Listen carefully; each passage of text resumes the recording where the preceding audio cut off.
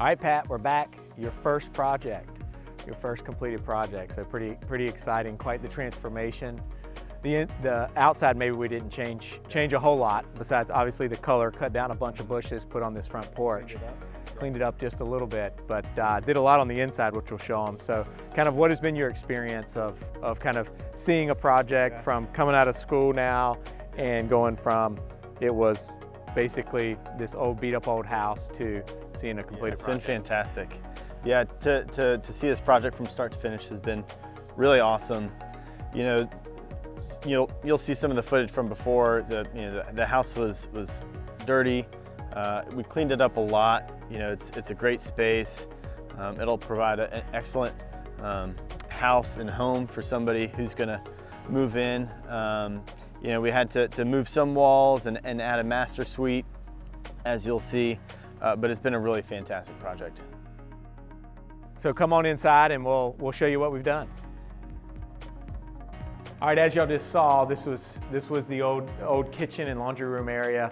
It was pretty rough, pretty dark in here. So opening up, getting a lot more light through these back doors and everything. And then Pat can kind of tell you about how he designed this bottom floor, because the key was that the existing stairway had to stay where it was because it is supporting the entire house. There's huge beams in this ceiling, so that had to stay. So we basically had to make this flow very well with keeping the existing footprint of that central stairwell. So Pat, what did you kind of do to think through this? Yeah, so we ran through a few scenarios where we had the living and kitchen in this area, or the living and dining in this area, and we wanted to make sure that this was kind of all a seamless transition between the living, the kitchen, and the dining. Again, like Chris said, we were kind of restricted with the stairwell, but that provided an opportunity to have the kitchen back here towards the back of the house, you know, looking out towards the woods, but also providing a nice little breakfast area for the new residents. So a little bit different of a plan we usually do, but this was his kind of creative thought of kind of wrapping this around. We have all these woods in the back. And this is City of Raleigh property, so that's always going to stay kind of this nice wooded area. So let's utilize that. This can be a desk, a breakfast nook. You can eat dinner there. You can get 3 or 4 chairs there pretty easily. But then you have a nice flow of your kitchen here. Cozy, but still you have access to the dining room and living room. Yeah, these big windows really help provide a lot of light for when you're working in the kitchen or if you're eating, and just provides a nice space for the new residents.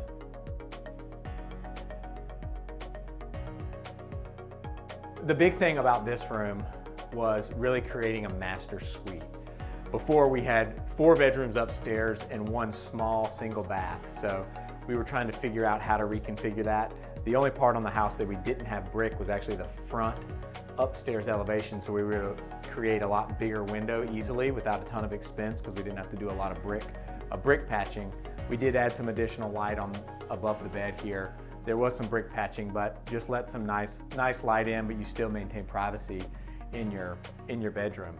And I think the biggest thing was we stole the 4th bedroom and made a full master suite. Yeah, so the 4th bedroom really provided an opportunity for us to add that big master suite for anybody who's looking for this in their home. Yeah, take a look.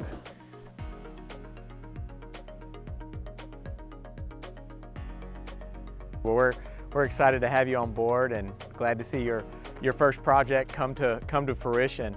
Kind of seeing it all the way through, because I know a lot of architects, especially early in their career, these are 5-year projects maybe that they're working on, but to turn something in 90 days, it's a little bit different.